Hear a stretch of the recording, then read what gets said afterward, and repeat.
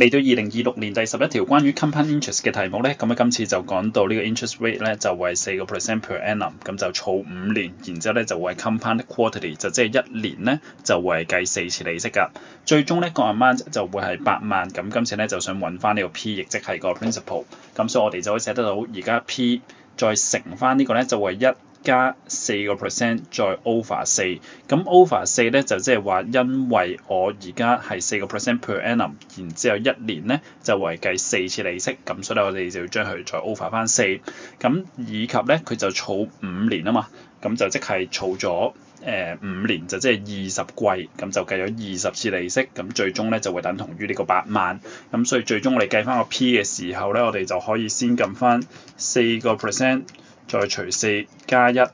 跟住就再20次方，咁呢個咧就會係左手邊以下呢個 expression 嘅數值啦，跟住咧就再8萬，再除翻佢，